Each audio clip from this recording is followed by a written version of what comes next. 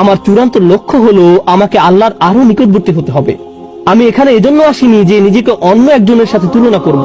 আমি এখানে এসেছি শুধু নিজের আজকের অবস্থানের সাথে নিজেকে তুলনা করতে। আমি যদি শুধু নিজের এখনকার অবস্থা উন্নতির জন্য কাজ করে যেতে পারি, এটাই আল্লাহর সামনে চূড়ান্ত সফলতা।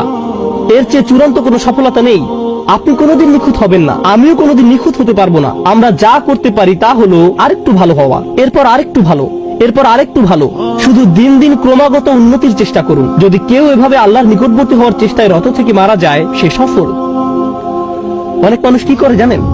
তারা অন্যদের সাথে নিজের তুলনা করে। আহা, সে তো পুরো কুরআন মুখস্থ করে ফেলেছে, দেখো কি সুন্দর তার তেলাওয়াত, সে প্রতিদিন মসজিদে যায়, আজানের পূর্বে এসে উপস্থিত হয়।